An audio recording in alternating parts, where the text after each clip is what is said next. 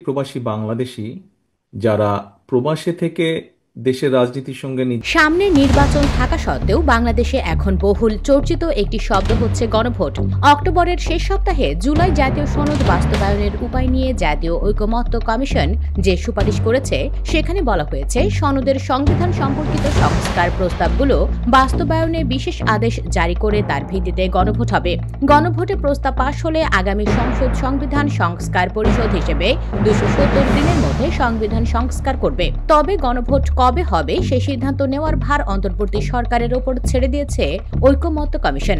এই সুপারিশ জমা দেওয়ার পর থেকেই রাজনৈতিক দলগুলো পরস্পর বিরোধী অবস্থান নিয়েছে। জামায়াত চায় নির্বাচনের আগে গণভোট হোক। যে জুলাই সনদ নিয়ে গণভোট হবে এনসিপি সেটাতে এখনো সই করেনি। আর বিএনপি তো কমিশনের সুপারিশকে সরাসরি জাতির সাথে প্রতারণাই বলেছে। গণভোটের বিষয়ে বিএনপির বিরূপ প্রতিক্রিয়া নিয়ে অনেকেই আবার অপপ্রচার চালাচ্ছে যে বিএনপি নাকি গণভোট মানে না, গণভোট চায় না। কিন্তু সত্যিটা হলো বিএনপি কখনোই গণভোটের বিপক্ষে বলেনি। তারা শুধু এর প্রক্রিয়া আর সময় নিয়ে নিজেদের মত আর আপত্তি জানিয়েছে। তারা বলছে জুলাই সনদে তাদের দেওয়া আপত্তিগুলো বাদ দিয়েই গণভোটের সুপারিশ করা হয়েছে এবং তারা নির্বাচনের সাথে একই দিনে গণভোট চায়। বিএনপি এমন দাবি কেন করছে সেটা জানার জন্য আমাদের গণভোট কি এবং বাংলাদেশে গণভোটের অতীত ইতিহাসটা জানা দরকার। গণভোট মূলত এমন একটি প্রক্রিয়া যেখানে জনগণ ব্যালটে হ্যাঁ অথবা না ভোটের মাধ্যমে কোনো নির্দিষ্ট বিষয়ে মতামত দেয়। গণতান্ত্রিক কাঠামোতে জনমত যাচাই করার জন্য এটি একটি গুরুত্বপূর্ণ পদ্ধতি। স্বাধীনতার পর থেকে এখন পর্যন্ত বাংলাদেশে মোট 3টি গণভোট অনুষ্ঠিত হয়েছে। এর মধ্যে 2টি ছিল প্রশাসনিক এবং একটি সাংবিধানিক গণভোট। বাংলাদেশে প্রথম গণভোট হয় 1977 সালের 30 মে প্রয়াত রাষ্ট্রপতি জিয়াউর রহমানের শাসন কাজের বৈধতা যাচাইয়ের জন্য। ওই ভোটের ফলাফলে দেখা যায় মোট ভোটারের 88.1% ভোট পড়ে। এর মধ্যে হ্যাঁ ভোট পড়েছিল 98.9% আর না ভোট ছিল মাত্র 1.1%। 1985 সালের 21 মার্চ তৎকালীন রাষ্ট্রপতি ও প্রধান সামরিক আইন প্রশাসক হুসেইন মোহাম্মদ এরশাদের নীতি ও কর্মসূচির বৈধতা যাচাইয়ের জন্য অনুষ্ঠিত হয়েছিল দ্বিতীয় গণভোট। এতে ভোটার অংশগ্রহণের হার ছিল 72.2%। এর মধ্যে হ্যাঁ ছিল 94.5% এবং না ছিল 5.5%। রাষ্ট্রপতি শাসিত শাসন থেকে প্রধানমন্ত্রী শাসিত সংসদীয় পদ্ধতি প্রতিষ্ঠার জন্য 1991 সালের 15 সেপ্টেম্বর আরেকটি গণভোট অনুষ্ঠিত হয়। এই ভোটে অংশগ্রহণের হার ছিল 35.2%, যাদের মধ্যে 84.38% ভোটার হ্যাঁ ভোট দিয়ে সংসদীয় প্রজাতন্ত্রকে সমর্থন করে। অন্যদিকে 15.62% ভোটার না ভোট দেন। প্রথম দুটি গণভোট নিয়েই কিছু বিতর্ক আছে। বলা হয় যে সুকৌশলে নাকি ভোটারদের অংশগ্রহণ বাড়িয়ে দেখানো হয়েছিল। তৃতীয়টি নিয়ে সেরকম কোনো অভিযোগ না থাকলেও ভোটার উপস্থিতি ছিল অস্বাভাবিকভাবে কম। আর যারা ভোট দিয়েছিলেন তাদের মধ্যেও কেউ কেউ হয়তো বিষয়টি না বুঝেই ভোট দিয়েছিলেন।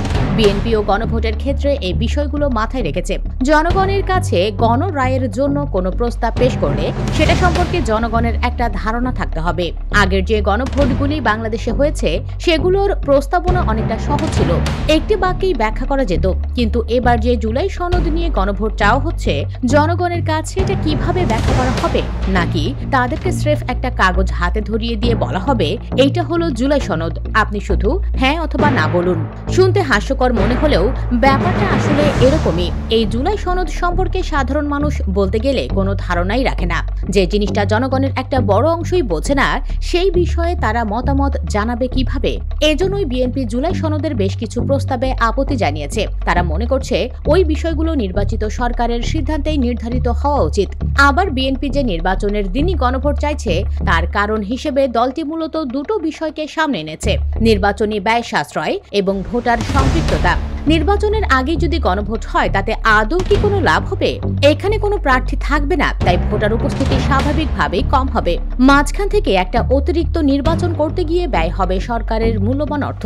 কিন্তু জাতীয় নির্বাচনের সাথে একই দিনে গণভোট করলে অনেকটা এক খরচেই দুই ভোট হয়ে যাবে।